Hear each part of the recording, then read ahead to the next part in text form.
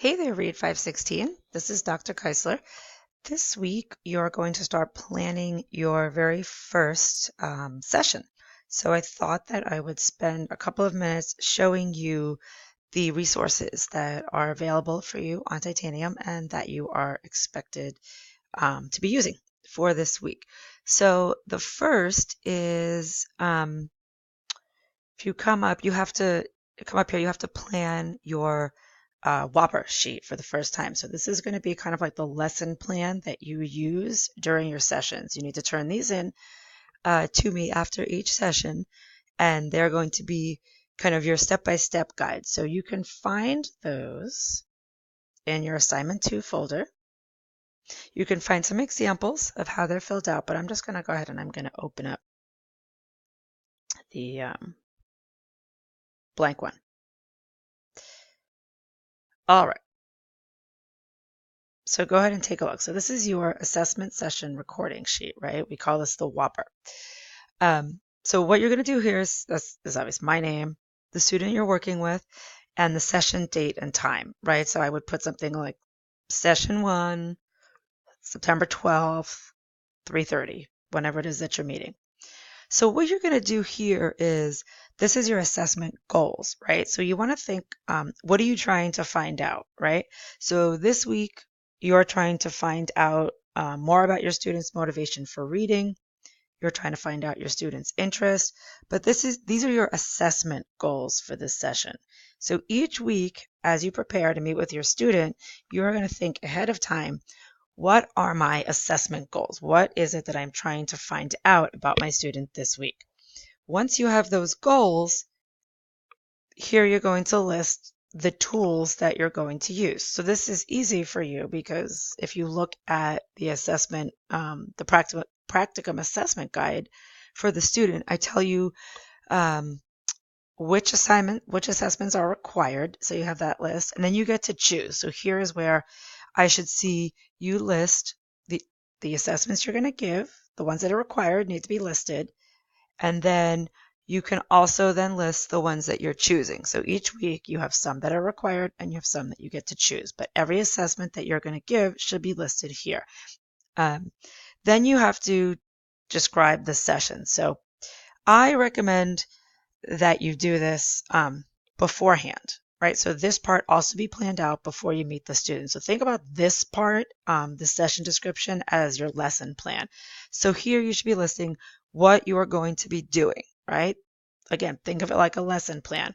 You may want to write down actual numbers. 1, I'm going to do this first. I'm going to read this short story with student. 2, for my have student retell me the story I just read. You may want to do that because you're going to give the story retell listening assessment as one of the things you're going to use this week. Number 3, going to have student fill out a poster for All About Me. So what is it that you're going to do? Use this in your session as your little guide, but plan it out ahead of time like you would any good lesson.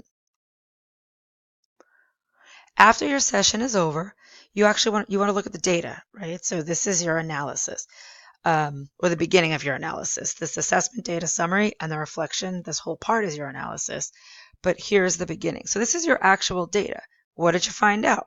This is where scores should be, percentages, percentiles, number correct, all that information should be here summarized. So you're looking at the data you have, you're looking at your MRP, you're writing down the score.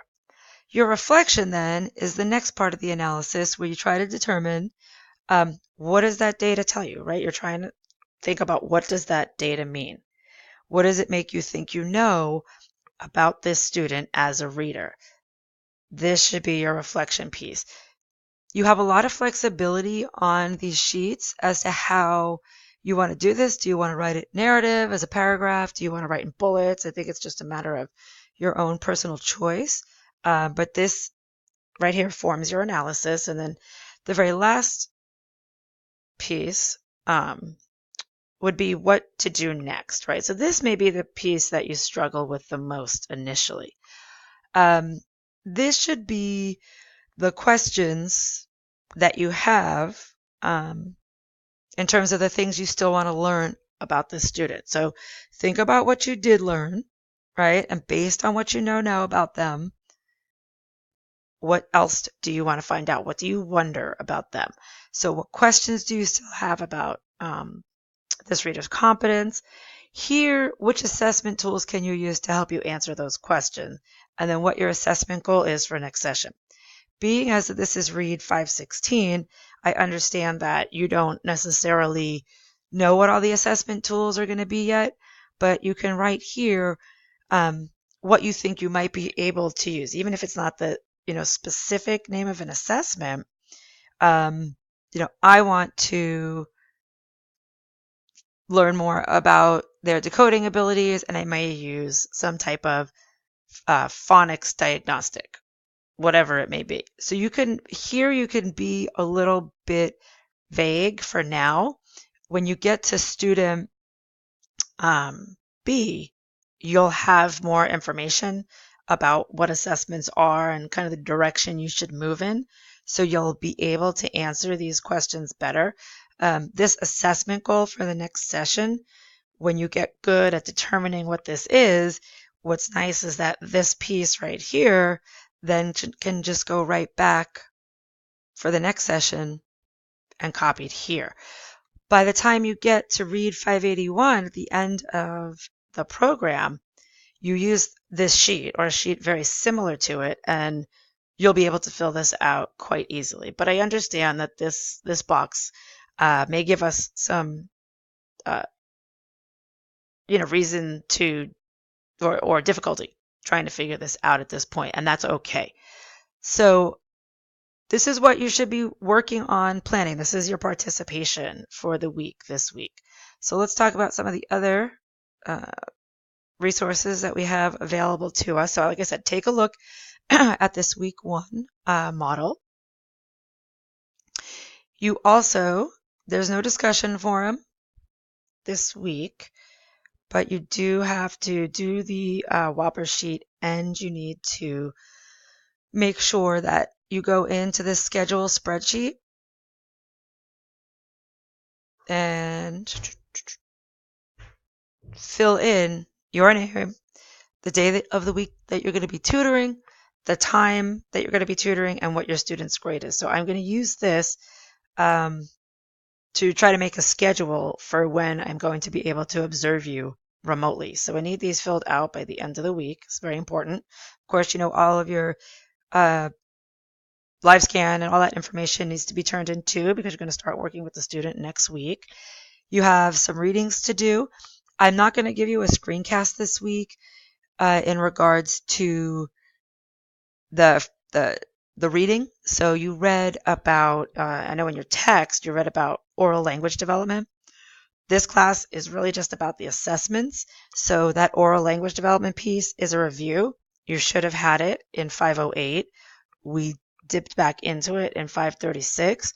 So I'm not going to give you any more information about oral language development other than the reading, because we don't have time in this course. So at this point, we're just you should have a foundation in that, and we're just focused on how you assess these pieces. So your reading this week is going to be about assessing the affective domain. So you'll have some resources where you learn, you can read about why that's important, what the affective, great, I don't have internet right now, why the affective domain needs to be assessed. And that's what you should be focused on this week. So make sure you go ahead, make sure you take a look. Yeah, I apologize. I don't know what's going on here.